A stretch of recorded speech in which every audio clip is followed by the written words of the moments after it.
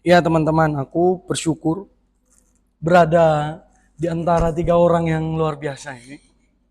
Pelayanan di Oikos, tiga orang ini wah ajaib, ajaib semua. Pergumulan tentang cinta-cintaan dan semuanya itu luar biasa. Itu candaan kita bertiga, candaan kita bertiga. Itu enggak sungguh-sungguh, ya kan? Tapi kamu ngerti enggak? Coba kamu pahami. Waktu kamu ngobrol dengan orang, apa yang paling sering kamu obrolkan itu apa? Ya, gimana? Kamu kadang banyak menanggap hal-hal yang kosong. Kamu banyak menanggap hal-hal yang sebenarnya tidak penting untuk keimananmu. Satu kali, saya ketemu sama baru-baru ini. Baru minggu kemarin. Bukan hari minggu kemarin atau pokoknya baru-baru ini. Aku ketemu sama teman angkatanku yang sudah lama tidak ketemu. Terus kita ngobrol-ngobrol. Ngobrolnya cuma sebentar. Terus dia ngomong begini, kamu masih di Salatiga? Masih. Oh, ya, ya, ya. So, full time berarti pelayanan? Iya, full time. Gitu. Yuk main yuk. Gitu. Aku itu rindu mau buat satu komunitas. Tapi di dalam kita nggak bicara firman Tuhan.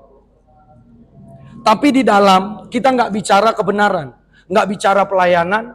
Kita bicara, tahu dia bilang apa? Bicara tentang cinta, bicara tentang kerja, bicara tentang itu sia-sia enggak? Bagi orang yang mengerti, kalau saya bilang itu sia-sia. Karena konteksnya nggak tepat. Kamu seorang hamba Tuhan. Dan ngajak komunitas untuk pertumbuhan iman, kamu bicara di luar daripada Tuhan. Itu kosong. Dia ngomong, yuk kita buat itu yuk. Alasannya apa? Aku bilang. Iya, karena aku melihat teman-teman angkatan kita yang lulus, kadang itu enggak punya teman, mereka mau kemana. Tapi dia bilang apa? Aku enggak mau sharing, kita berbagi itu tentang firman Tuhan, pelayanan. Bagiku nggak bisa. Karena mulutku dan hatiku ditetapkan bukan untuk mengeluarkan hal-hal yang sia-sia begitu. Enggak. Jadi aku memutuskan, oh begitu ya. Tapi kamu bisa tahu enggak? Kalau hidupmu, kalau kamu perhatikan, berapa banyak kamu terus mendengarkan dan menanggap perkataan-perkataan kosong. Sangat banyak. Yang padahal itu nggak membangun kamu sama sekali. Tidak membuat imanmu bertumbuh. Tidak membuat kecerdasanmu bertumbuh. Tapi yang paling sering, itu membuat kamu kepada apa? Masuk kepada jalur kesombongan. Kamu tahu pengetahuan, tapi tidak tahu bersikap. Kamu bisa pintar dengan pikiran, tapi tidak tahu bagaimana menghormati orang. Sederhananya, kamu cek sendiri, termasuk anak STT. Waktu orang tuamu telepon, dan kamu bicara soal iman dengan mereka. Mana nada yang paling tinggi? Nada orang tuamu atau nadamu? Mana? Bukankah kamu sombong? Kamu merasa paling tahu, makanya kamu lebih tinggi daripada suara orang tuamu. Itu dia. Karena kita terlalu banyak dengar kata-kata kosong. Yang sebenarnya itu tidak membangkitkan iman dalam hidupmu. Itu dia. Itu sangat berbahaya, teman. Tahu, papi baru kasih tahu kapan untuk sharing. Kita lagi masak-masak. Besok, Dep, papi nggak bisa datang karena ada yang urgent. Kamu ya yang khotbah atau mau bagi dua sama KOC? Oh ikut aja, mana aja. Oh nanti KOC waktu papi pergi ke Jakarta. Oh aman. Full nanti dia. Gitu. Tapi itu baru kemarin. Terus sama anak-anak di kos kami masak makan. Besok aku sharing apa ya? Tuhan, besok aku sharing apa? Tuhan bicara, besok sharing apa? Bangun jam 12, ditelepon-telepon sama orang. Aduh. Nggak bisa tidur. Terus habis itu tidurlah aku. Nyenyak sampai jam 6, baru berdoa. Baru tanya Tuhan, Tuhan mau bicara? Belum. Waktu tadi lagi masak nasi, baru. Dapat satu ayat. Dapat satu ayat itu bisa banyak tuh. Wah, aku bilang dahsyat Roh Kudus. Makasih Tuhan, makasih. Sekarang buka ayatnya. Matius 12 ayat 44. Kosong. Aku kasih judulnya kosong atau kesia-siaan. Matius 12 ayat 44. Matius 12 ayat 44. Lalu ia berkata, aku akan kembali ke rumah yang telah kutinggalkan itu. Maka pergilah ia dan mendapati rumah itu kosong, bersih, tersapu, dan rapi teratur. Sebenarnya ini gambaran tentang bangsa Israel. Mereka yang dahulu bertobat, meninggalkan Baal, berhala, lalu apa yang terjadi? Mereka kembali kepada hidup yang benar. Tapi mereka nggak kembali kepada hidup yang benar. Mereka tidak menyembah berhala lagi, tapi hidup mereka tetap dalam kecemaran. Waktu sudah dipulihkan Tuhan, mereka kembali lagi. Nah, semua yang buruk itu mereka lakukan. Semua yang hina, semua yang cemar, semuanya mereka lakukan. Karena mereka, di dalam mereka tidak ada Tuhan. Tapi waktu saya merenungkan ini, kosong, skolazo, berarti apa itu? Di waktu senggang atau mengabdikan diri. Ini tentang satu kamu punya kesempatan di mana kamu punya waktu senggang, kosong.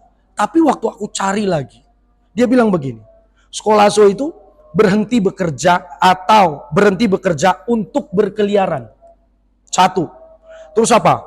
Bebas dari pekerjaan, merasa nyaman, bermalas-malasan. Itu dia. Kosong di dalam hidupmu. Kosong di dalam hidup kita. Waktu kamu dalam posisi nyaman. Contoh, kita semua coba kamu bisa lihat. Kapan tempat ternyamanmu? Kalau saya di kos, ya, ketika saya sudah ada wifi, laptop, plus Netflix, wah itu sudah hajar tuh. Itu akan, mau film apa itu? Dari pagi sampai malam, gas. Itu kenyamananku. Tapi tahu enggak? Waktu aku tinggal di dalam itu, aku sedang mengerjakan hal-hal yang sia-sia, yang kosong. Waktu kami berdoa kemarin, worship night di kos, di lagu terakhir waktu saya berdoa, itu jelas dia ngomong. Apa dia bilang? Kamu kosong. Dia bilang. Kenapa kosong? Karena satu harian saya enggak baca firman. Saya cuma dengerin audio Bible. 5 pasal memang saya dengerin. Tapi saya enggak baca. Berarti apakah itu enggak boleh Kak? Enggak. Kalau untuk orang-orang yang khusus, dia akan bicara khusus. Belum tentu kamu, ini ya, kamu, anak bapakmu, anak mamamu. Bapakmu itu sama mamamu selalu setiap jam 5 sore, kamu akan dipanggil waktu masih kecil. Daniel sini mandi, sore gitu, mandi. Tapi lama-lama Daniel akan ngomong, kok anak orang lain jam 6 mak, kok aku jam 5? Ya karena kamu anak. Artinya apa? Kamu dikhususkan. Karena kamu anaknya Tuhan. Nah sama seperti saya. Nggak baca firman.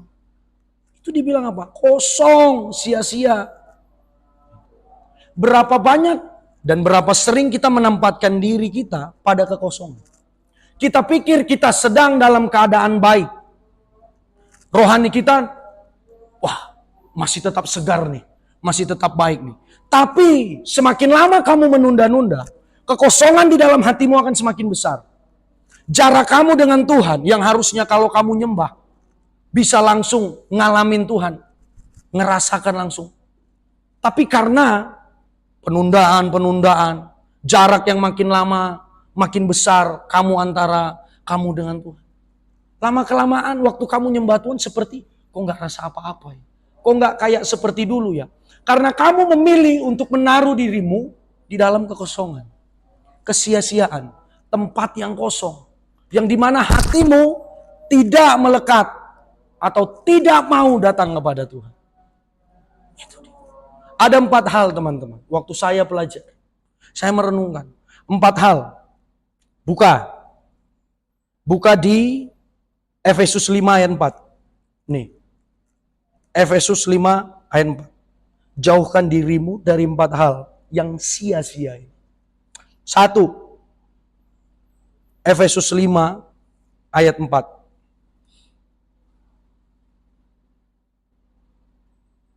Efesus 5 ayat 4. Demikian juga perkataan yang kotor, yang kosong, atau yang sembrono. Karena hal-hal ini tidak pantas, tetapi sebaliknya, ucapkanlah syukur.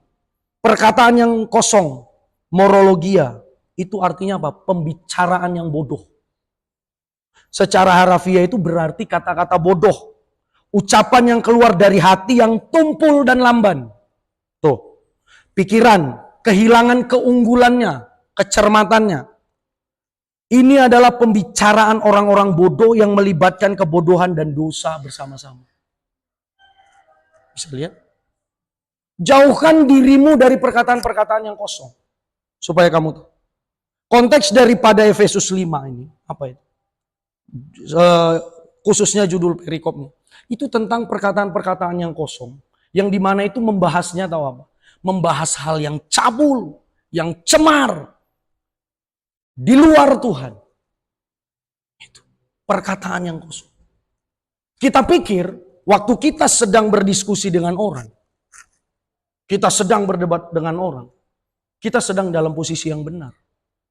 Salah kalau kamu berdebat dengan orang yang sesama dengan kamu untuk menjatuhkan imannya. Kamu masa pedang-pedangan sama temanmu? Gak bisa. Kalau kamu mau pedang-pedangan sama setan, pedang-pedangan kamu. Perkataan yang kosong, jauhkan dari hatimu. Jauhkan dari mulutmu. Stop berdiskusi dengan mereka yang diskusinya itu di luar dari Tuhan. Di luar apa itu? Cabul. Segala sesuatu yang tidak kudus. Kita terbiasa menanggap kok. Kita terbiasa menanggap hal-hal itu. Sampai apa? Sampai kamu, oh sudah terbiasa dengan ini. Kamu cinta dengan pengetahuan. Jujur teman-teman. Kita orang yang harus pintar, benar? Kita orang yang harus cerdas, benar? Tapi kamu harus tahu di mana konteksnya kamu bicara itu. Kalau kamu berucap perkataan-perkataan yang sia-sia, perkataan-perkataan yang seperti yang dia bilang ini, melibatkan kebodohan dan dosa bersama-sama. Pemberontakan itu dia, supaya kamu tahu. Kalau kamu sedang membicarakan pemberontakan, kemarahan, ketersinggungan, sakit hati, kamu sedang mendengarkan perkataan yang sia-sia. Kamu tahu enggak apa dikamiri? Satu kali aku merenungkan arti perkataan ini. Tahu apa? Kita bisa dikamiri dengan yang benar dan yang jahat. Tuhan Yesus ngomong, jangan kamu dikamiri sama pengajaran-pengajaran orang Farisi. Terus dia bilang murid-muridnya, oh apa karena kita nggak bawa roti? Bukan. Tahu enggak? Waktu kamu sedang diajar kebenaran, kamu sedang dikamiri dengan kebenaran.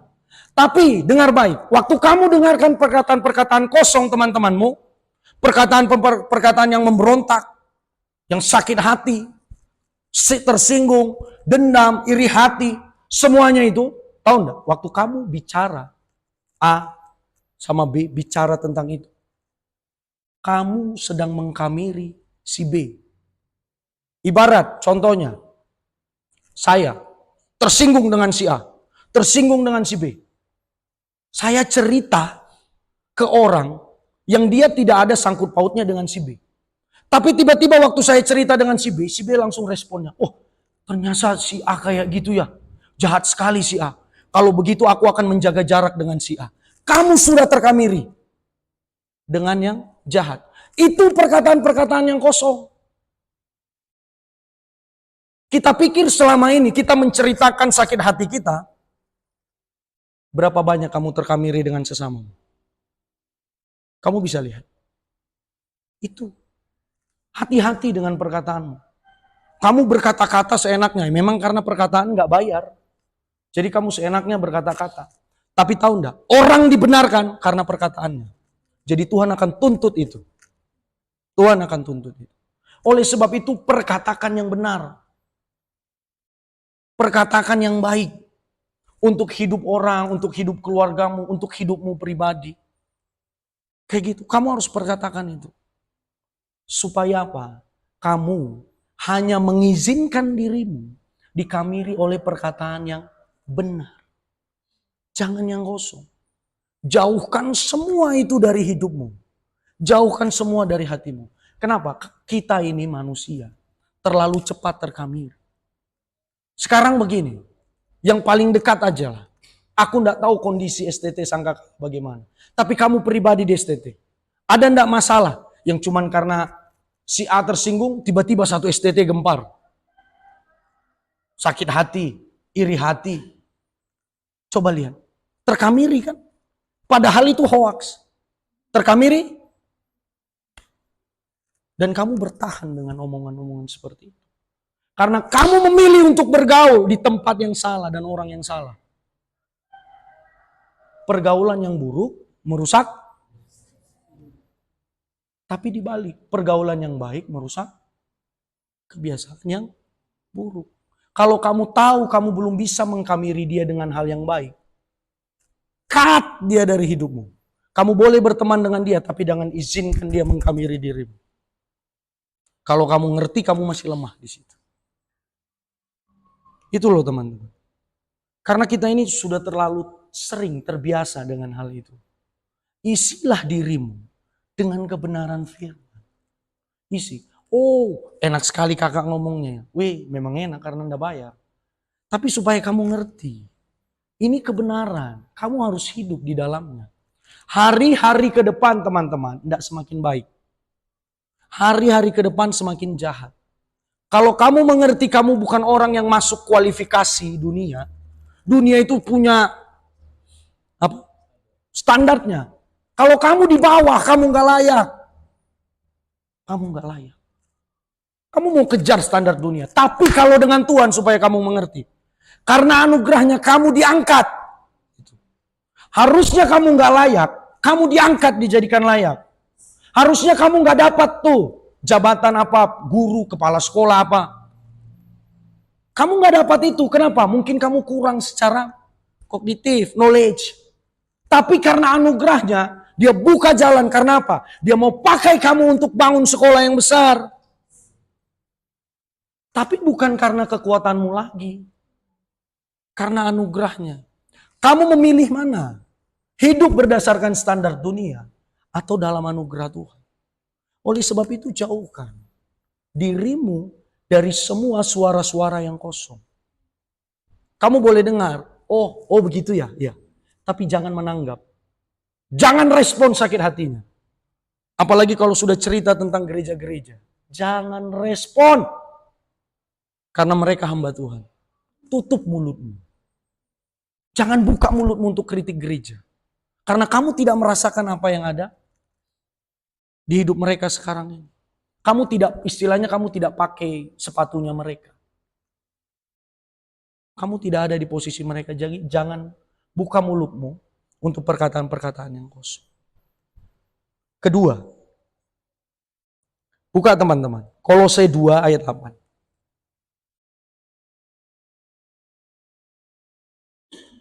Kolose 2 ayat 8.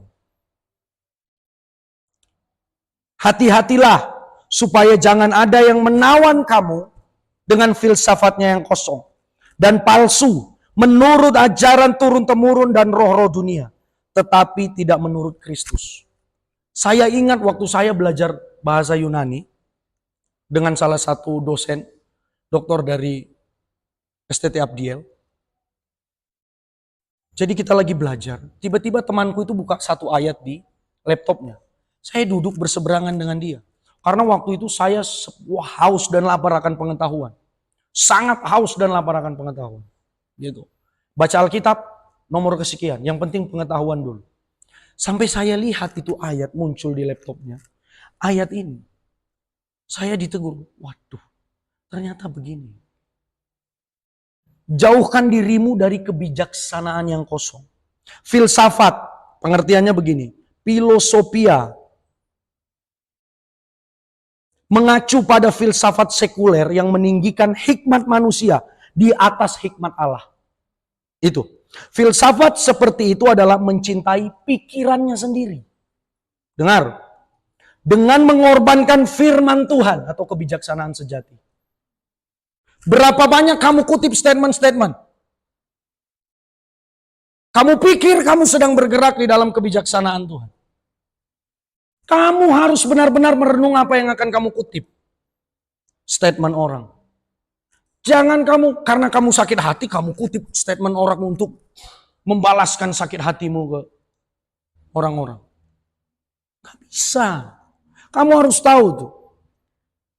Tahu, kalimat ini hanya digunakan satu kali dalam PP.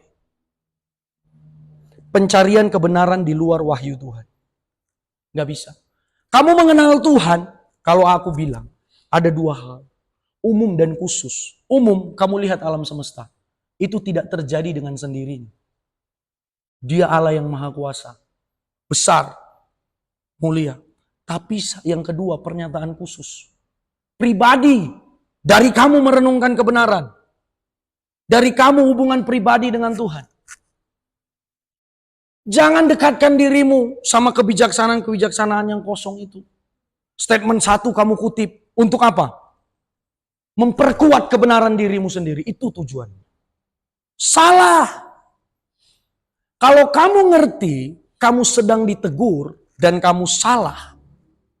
Relakan hatimu untuk dididik. Satu kali, pasti ini kalian pernah dengar. Biar Tuhan yang membalas. Benar? Itu statement yang benar kan? Karena pembalasan untuk Tuhan. Karena pembalasan dari Tuhan. Waktu kamu disakiti, dengar baik anak Tuhan. Kamu disakiti, terus ada orang ngomong sama kamu. Nggak apa-apa. Pembalasan dari Tuhan. Hatimu gimana? Senang kan? Senang kan? Karena kamu tahu dia akan dibalas. Tapi kenapa kamu nggak berubah? Tuhan jangan balas dia.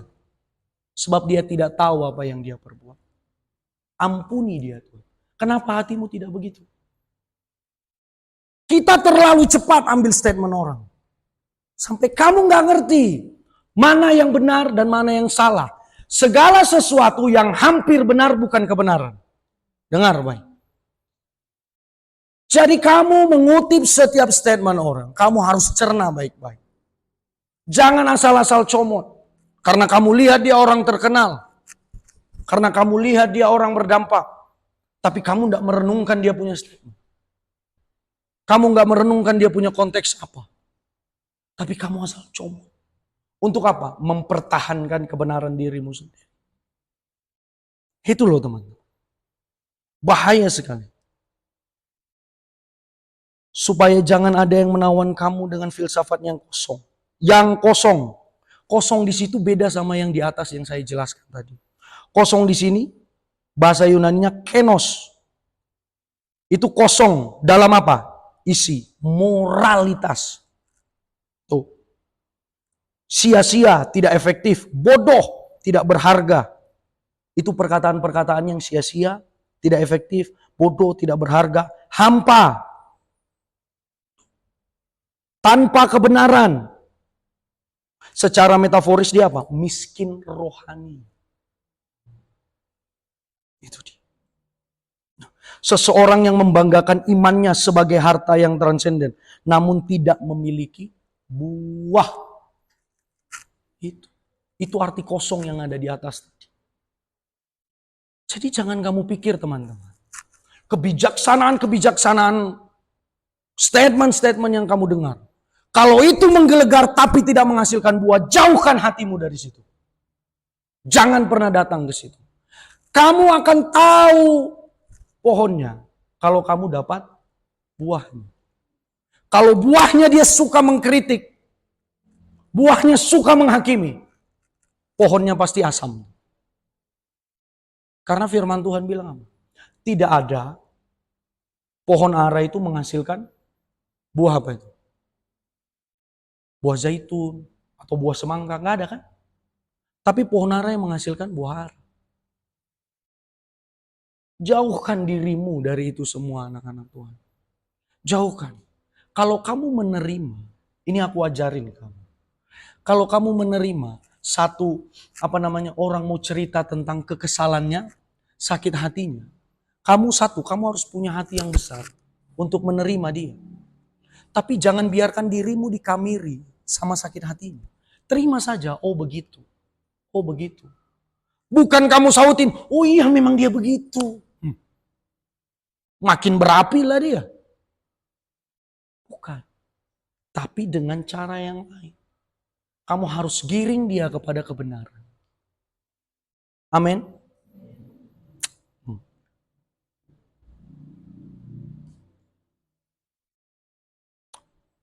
1 Timotius 6 ayat 20. Mari teman-teman. 1 Timotius 6 ayat 20.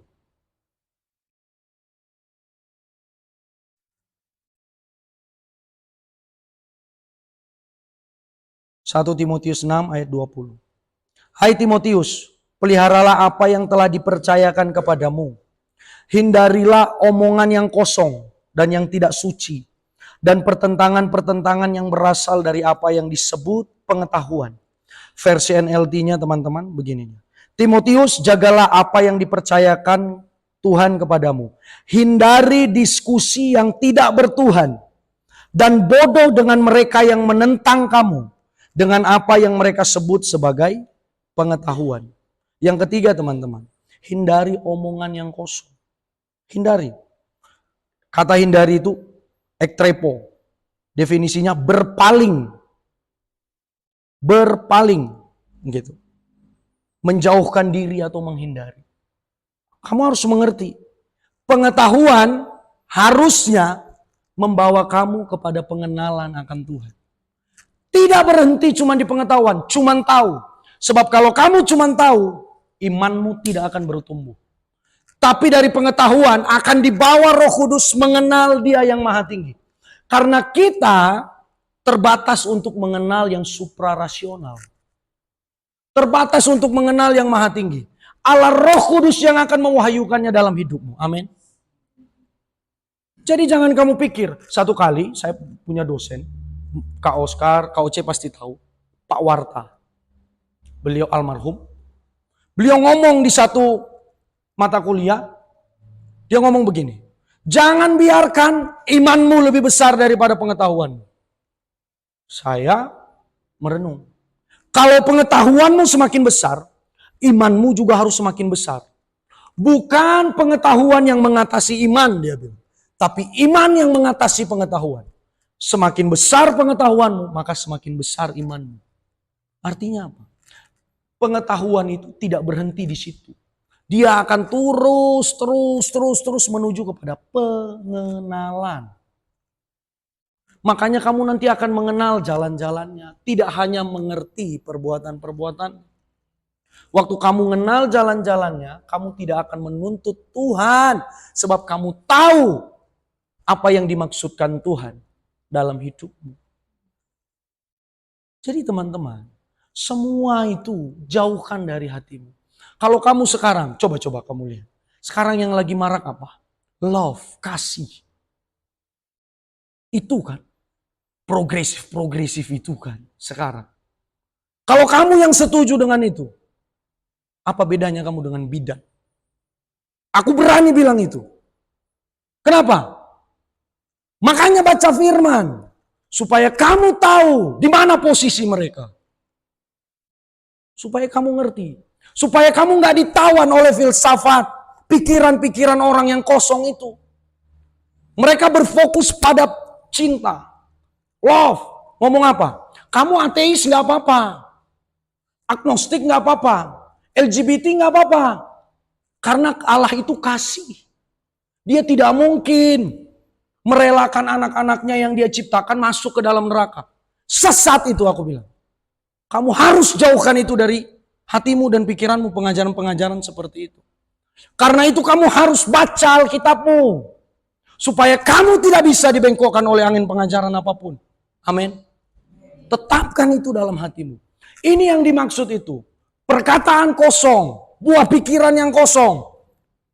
Karena di masa-masa akhir, orang akan mencari pengajar-pengajar palsu untuk menyenangkan dia punya telinga. Kalau kamu tidak bisa dengar perkataan yang keras, berarti nubuat itu benar untukmu. Tapi tidak benar untukku. Ngerti maksudnya? Kalau kamu mencari pengajar-pengajar palsu untuk menyenangkan telingamu, berarti nubuat itu untukmu, tapi tidak untukku.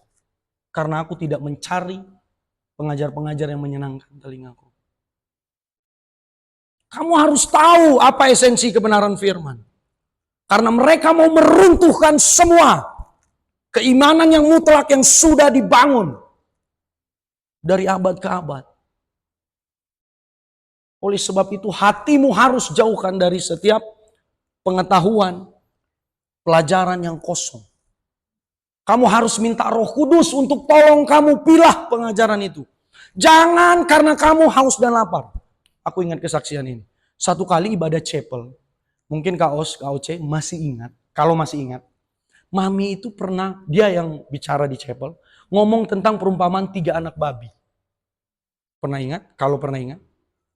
Di sebelah saya salah satu teman yang dulu pelayanan bareng di kos. Ngerti ya?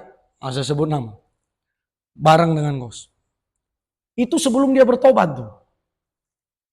Di sebelahku dia duduk. Terus dia ngomong sama aku. Dep, ya, itu kan kau kan anak babinya. Kenapa kamu bisa bilang begitu?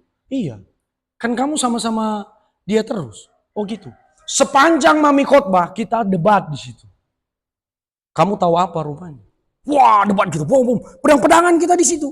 Nah, itu kan yang bodoh itu begitu. Bodoh kan? Malah harusnya fokus sama firman. Kok malah pedang-pedangan sama temanmu sih?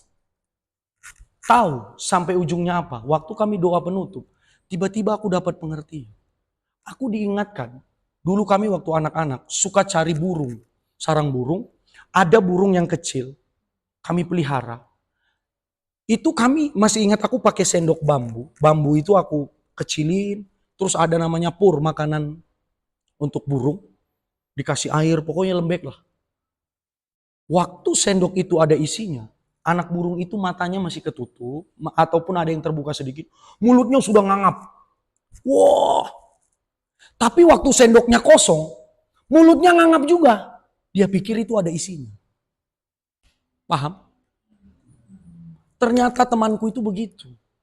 Dia pikir segala sesuatu yang diberitakan kepada dia ada isinya. Padahal dia seperti anak burung yang makan sesuatu yang kosong.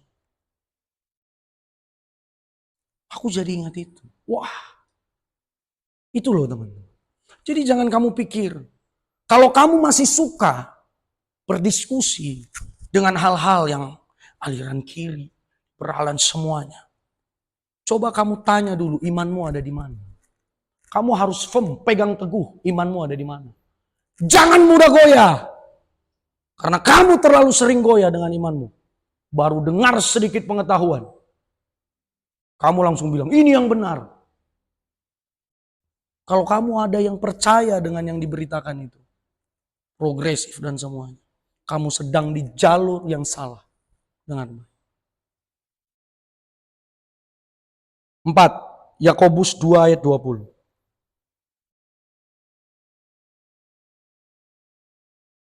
Yakobus 2 ayat 20.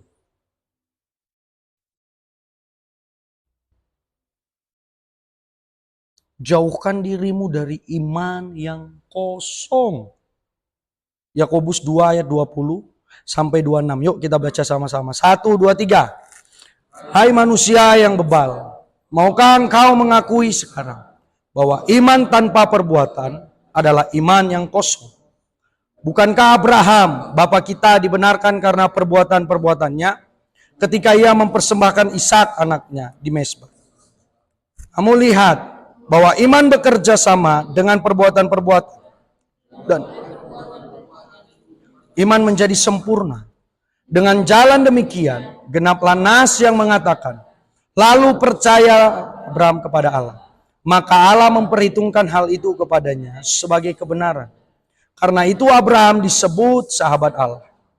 Jika kamu lihat bahwa manusia dibenarkan karena perbuatan-perbuatannya, dan bukan hanya karena iman, dan bukankah demikian juga Rahab pelacur itu dibenarkan karena perbuatan-perbuatannya, ketika ia menyembunyikan orang-orang yang disuruh itu di dalam rumahnya, lalu menolong mereka lolos melalui jalan yang lain.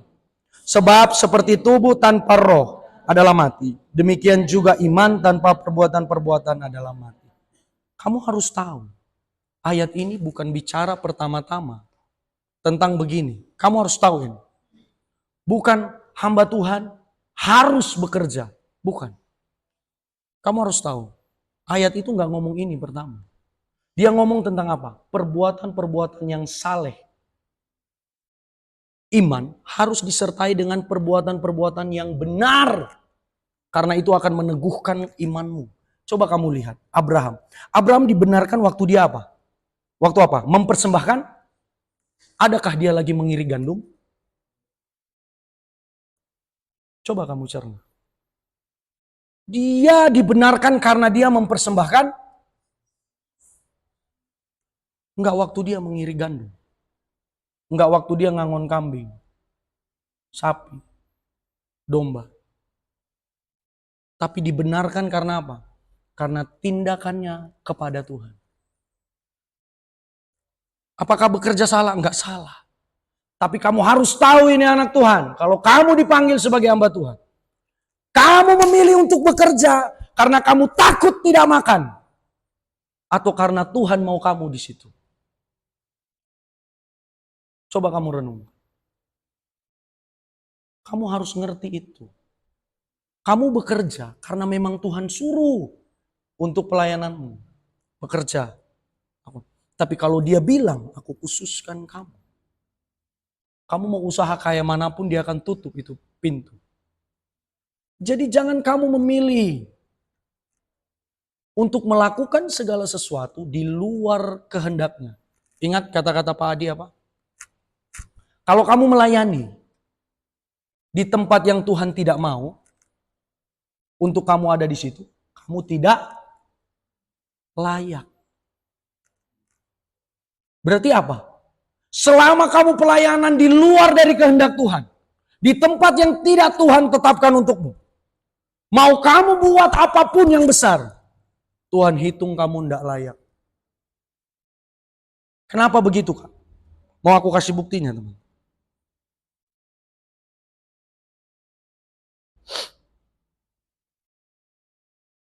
Supaya kamu mengerti.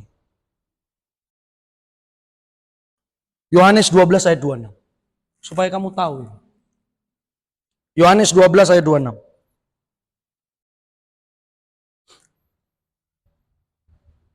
Yohanes 12 ayat 26.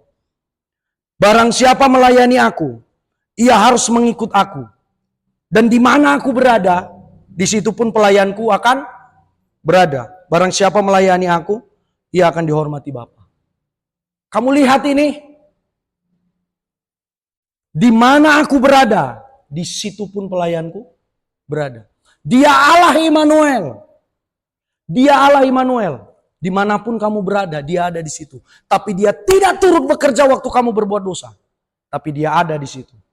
Tapi kalau kamu Kristen yang dewasa, pasukan yang mengerti hati Tuhan, kamu akan berkata, di mana hati Tuhan berada, aku mau ada di situ. Ini. Jadi jangan kamu pikir kamu bebas memilih. Waktu kamu memutuskan menyerahkan hidupmu ke Tuhan, dia yang akan intervensi hidupmu. Dimanapun kamu berada, kalau kamu tidak taat, di tempat yang kamu mau sendiri, kamu sedang melayani dirimu sendiri. Dan selama itu pun, di hadapan Tuhan, kamu tidak berkenan. Kamu tidak layak. Dengar baik anak-anak Tuhan. Imanmu jangan iman yang kosong. Jangan mau dikamiri oleh perkataan-perkataan yang lain. Jangan mau.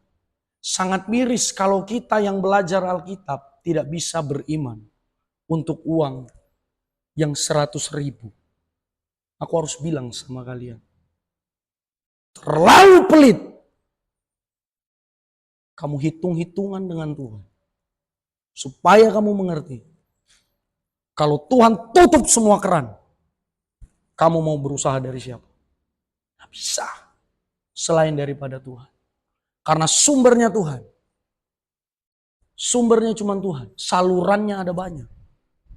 Tapi untuk mendidikmu, kalau dia mau tutup semua saluran, hanya untuk mendidikmu tentang iman.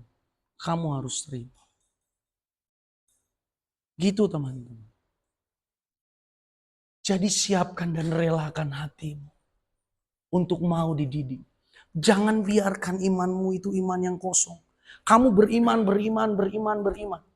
Tapi tindakanmu tidak mencerminkan imanmu. Tidak mencerminkan imanmu. Kalau kamu memang harus berusaha dan kamu mampu, berusahalah. Kerjalah. Kalau memang harus begitu.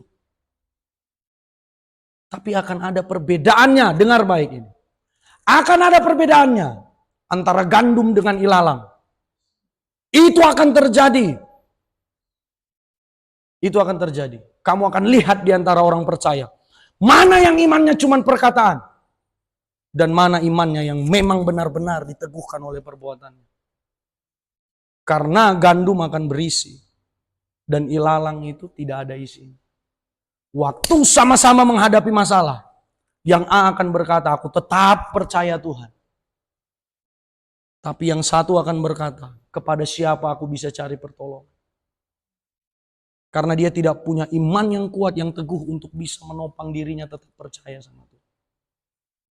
Sekalipun kamu dalam keadaan terdesak, berdoalah demikian. Tuhan, kalau Tuhan belum kabulkan doaku saat ini, setidaknya aku minta Tuhan, untuk iman dan pengharapanku tidak undur daripadamu. Karena kamu akan melihat bagaimana Allah menguji hatimu. Kamu akan tahu di situ bahwasannya kamu sudah sampai di mana. Emas akan lebih murni waktu dia ketemu dengan api. Kamu waktu diuji, apakah imanmu seperti jerami, kayu? Mana iman? Atau imanmu seperti emas? Kalau kamu emas, kamu akan senang bertemu dengan api. Maka kamu akan semakin murni, dan semakin murni. Itu akan semuanya dinilai dari perkataan, perbuatan, dan buah pikir. Amin. Boleh Rey? Teman-teman.